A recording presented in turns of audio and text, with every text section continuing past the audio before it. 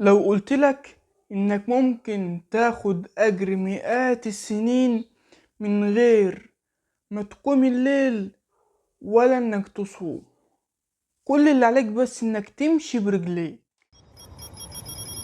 النبي صلى الله عليه وسلم قال: من غسل واغتسل يوم الجمعة وبكر وابتكر ومشى ولم يركب ودنا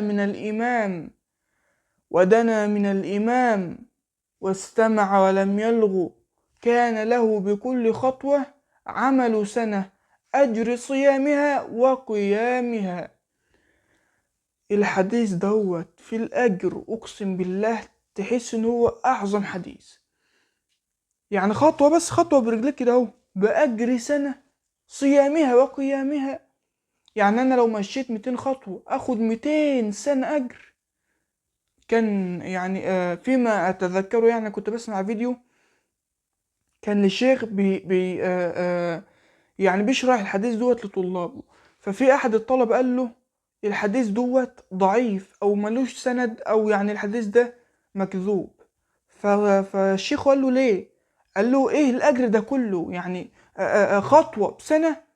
أنت عارف الشيخ رد عليه قال له إيه؟ قال له فيما معناه أنا برضو ما تبصش على الحديث وصحة الحديث، بص على اللي بيطبقوا الحديث. كم واحد فينا بيطبق الحديث ده؟ عاوز تطبق الحديث بجد؟ رقم واحد، انزل صلي في المسجد. يعني ايه؟ يكون بعيد عنك شوية. يعني حاول مسجد مثلا لو قريب منك، لو تقدر ان انت تروح مسجد بعيد شوية فافعل، ففي كل خطوة عملوا سنة. ولو المسجد بعيد عنك وانت بتركب له مواصلة او بتروح بعربيتك او يعني وسيلة المواصلة بتاعتك، ما تنزلش قدام المسجد بالظبط، انزل قبل المسجد ب5 دقايق و10 دقايق. حاول تمشيلك شوية خطوات بقى وايه وانت وهمتك. لو مسجد بعيد جدا وانت عاوز تمشيك دي كلها ساعتين مثلا، لو تقدر والله ده انت بطل. قبل المسجد ب10 دقايق، بربع ساعة، 5 دقايق، انت وهمتك. بس لو المسجد بعيد، اهم حاجة يعني ايه؟ ما تنزلش قدام المسجد بالظبط. ولما تيجي تمشي مشي بتأني، مشي بالراحة، ما تجريش. ده انت رايح لله عز وجل، رايح لبيت من بيوت الله عز وجل. ما تجريش على لما تروح المسجد تكون خلاص بتصب عرق وانت خلاص زهقت وما انتش قادر تاخد نفسك. لا، تريث، مشي بالراحة. تمام.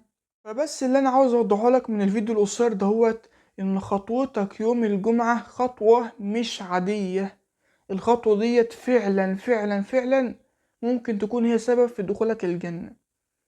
فاللهم اجعلنا من الذين يمشون إلى بيوتك طاعة واحتسابا.